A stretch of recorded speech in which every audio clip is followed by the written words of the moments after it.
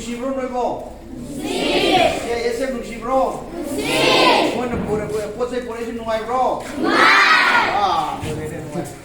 Ma'am सिना ओहनसी ना आई लेजब फौर तथोग इंजान तथोग इंजान दिले हदचे ख्वाइगी लाइफ फपा इसा से मैम लाकदोरे हाइबसिदा इसा से मैम लाकदोरे हाइबसि लाइन पि हाइ तारे को लाइन दो पि हाइ गना फौगरा अदुम लेबा फौसी एनी हाउ तो फौगरा पर ले अदि मथक आई से हदकी इरान थोरप मतदु को उखुनगी अंगांजिन उखुनगी कोई नागाई से now ma'am पुनु मक्सिंगना alu lalo adagi sanam tilau lalo itu ay mo na daw galing po ta sa labo niya ko ada alu so bani leba adagi di karo so bani leba ay pesa di mga leba ada pesa alu so pe panam le adagi tilau so panam le adagi pau so panam le ay na mi sarga da sunda mapa from the moon gamje asa ta sati gamje so dai di kano singina mai mapa singina koi la ke na mo ngamdre angam so di mo ngamdre नमी हुनी सोरे आगाम उनदबा युमद दिले होबनी अदोंत खोमजन बिउ गाने सम हाइरक पक्को अरे युमद संग ngam गाय ना आगाम cup cup लेवरे गाय सम हाइरक S कमाय तुनि आगाम क्या आइन अहम पोई अनि पोई अमा पोई मरी पोई हेबो मुइन गो यो हेबो को अरे थरो दु दिसवाइन तो जे कमाय तो नै गाड़ी था मदु कोन दे गाड़ी का जी वार वार फाइ बरा जो इन पी बने को दोबरा ए लोई पी बने ए नु सिरे को मैं जे अदे सी होता दे मसक सु फजा फजा या योर में मिनी हुनी इरु जद बाबा योर नवा पान हलत दर को के अनु सिरे को अदे अरे नहीं से बजी सामिन दर से दर को अदे सामिन रक लई बने अदे दे मु काबु काबु अदे नोंग नि हुनी ते ऐसु लागे मैं याम जे लकी बने अरे हुजिक लई से खरसु सक्रमनी सान्या खेम ले बने sam tarada kun dah dari si kerja set TV ni apa kerja set amma sakar jauh lah amma sakar jauh malah itu sidi aku lagi dari aku motif aku wakalon je khang ba mi wita lagi aku tam si sana na lebih nada tu miko adu na hoje adu khang kamu ada ni sele ni singje aku wa ba lagi aku nuai lebih nada tu lebih nada miko adu na saya ke alu duga kanu duga tilau duga siang kerja juga lagi betul dah ini suki kiu tu benda. Ada saya hidup dah ini thah ni kimia je. Ada air lagi je siang yang ada isan pina sana kait tu terlupa kait tu terang. Siang biasa wan anda betul orang tu punya aku. Siang biasa wan, jadi tu siang biasa putragi aku ikan nota tu pisah lagi. Oh muda wan itu aku suka orang tu terus. Muda wan lagi, jadi sudah kurang kiri. Aduna siang tu cinta payah dari ahong membantu ini ngai bigo na ahong bengai lagi macam suko. Aduna marak cerita muan wai kui baru pang hindu ki siang cak terapirak pa, adegi di kerok kerok muan aduna mu thamu kai musyen mu. Lei na payah kado le ni hendak nak piu wali hendak nak piu yang ahong tipi le aduna ko. Semain matang thilakan tu semain matang le ni nerakan ko. Dum tu payah ni kai muan thilat tre wa le hai kata sumber tu thoram tu mungkin dah mukta. Nang zulai so ina thoram tu nak koi mu thoram tu itu. Lei hai tai cha jing ti kai to wa lo nai no gi paisa lei ni adegi di sa no gi paisa lei ni lairik lei no gi lei ni adegi everything pi se no bi pi kamai to pi nei paisa lei ni adu na pak si thorang to ga lei ngamani sa jing ti pangani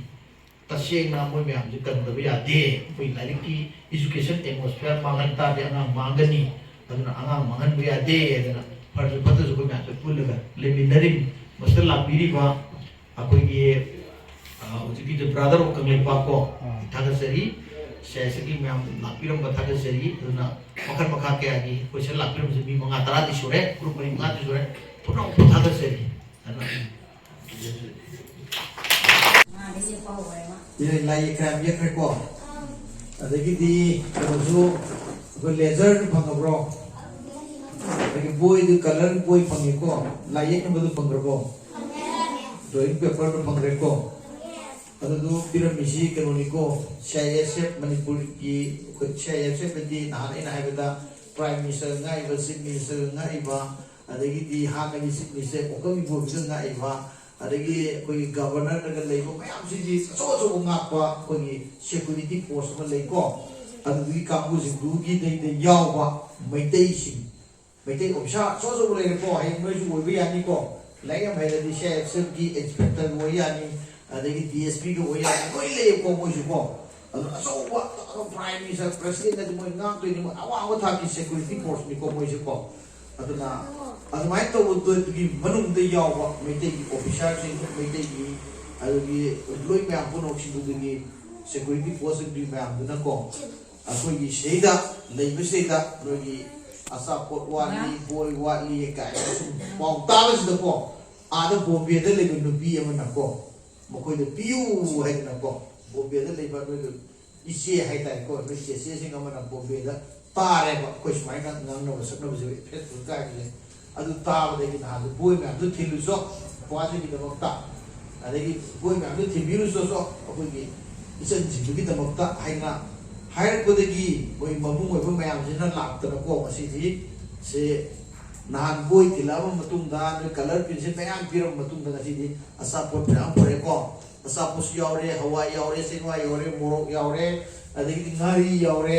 adana akar bakha ke gi no gi kitchen sin na ba item mayam ma yaur ka ta pore ko masi bu no nungai bro marau bro sai da nungai na ler ka no lai pachana ta bakar da se no koi ju hai sia ese boina na ba CRPF ta thabak tong na ba IPS boina na ba doctor boina na ba adugi di IS boina na ba makar makha ke gi banking officer ke wa bank PO boina na ba makar makha ke gi officer wa lawyer boina na ba engineer boina na ba doctor boina na ba wakalo na ma soge hai target di ai di little le bani ai di war bani ai di no mai kamru bani ai di adu to na sum khala le ko ti koi boibang ngodra aduna koi si ima ipa sin la thingari ge mi kut sei da ekoi byam se ai pada matam mangan budi mohta ima ipa na si wari go se ekoi no mati wade mo gi laman singani mokoi nu ai na thuman gani hai da ai perfect ai si matik sa mi among boibang thoktra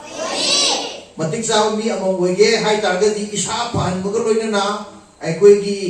education hai di knowledge ta ma thok ta dra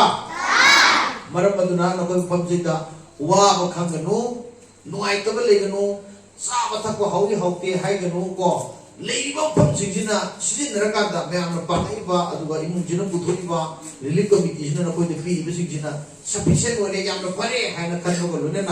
net and clean hai di masa mo na da leiba ga lo na no koi wa khalo do su yam na da leina na bo na ga da ni sinjak sa ga to kan ho koi food for mouth hai ba ma ga food for thought hai ko lei ko aduna food for mouth to the siban gi sa ko to the zum sar ka da myo si myo ga da na te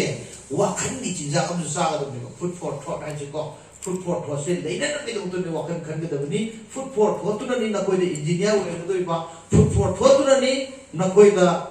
doctor wa ga do ba na koi apa ba citizen na mo na manipur bukan mo ng do no pa mo bi mo hin ga ta ga ni food for thought ya mo tong tai maram do na koi da food for thought to kan mo ngam na bi da makta no ko ki hel pada na bi da makta jinja ko bani hai jin ka ko ko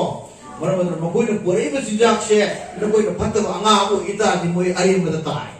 ko anu koi na pore ba jinja se afaba ko he ni kanan ga ita di na koi afaba gentleman of the ladies and the gentleman hai ko no ni ko ko ma to ni ga si jinja ko ko di mai ya le ko maram do na afaba anga mo no hono hantak parikha ma thagi bra ha parikha thagi da relief ke andar le ko mission first in the pass ho ya bra yawi kara ko thagalo very good very good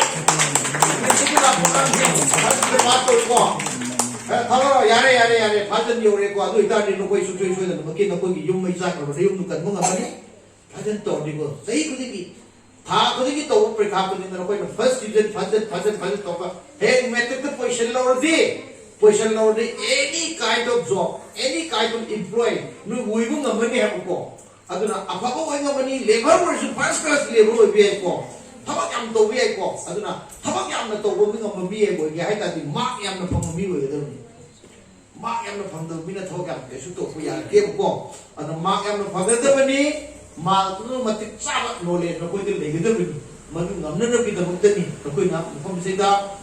awa ma phom ka du na phu ga la ka da yum mai sa ro ka du du mo ga na ma na pa du mo ga ma phom se da na ma na pa asang ko lo na thab la pa ko na mo le ro thab la pa ma se da ko ma se di sa ma na mi di ye ni ga no ngai marang kai na apa manipur ma se ga se ga da ma phom se le ni ko aduna sa ye se ki lai ba ko gi na ko gi na ya mo sing na ko gi na bung sing na ko gi na kura sing si Nakoi moi uba matamda yam nuai bro. Na makoi da CISF pu yam thagati na noi pun nong tai. Hey, thank you so much. Wow, na hai ni bro bro. Hangidagi keno top pa thaba mayam ni kesu to ko ngam de ga thaba masa la sum khaga ga mayam ni punjan na ga sum to ko ne do ozana uji pokje sumaina to ga le ni ha ni ahan da pada ka na ta na ga ne do na keno to ko ngam ni da ne ko mama de ta na ga di si ga mi ga ga di ko ni na keno to ko gi ko kan na ko to ga sia to na ga no to ko na Rangi koi lam aduna sai safety me ne ko hujiki nasi la terejina group amadi amane brothers of kang lei pa kana koi ko sai koi bo yaw re de potha ge yaw re sina amo sigi punja la ganda akoi tongan ba eno amane yo dugi tim jina akoi Thank you brother o kang lei pa aru tahi min ji haibre ndi ko Thank you.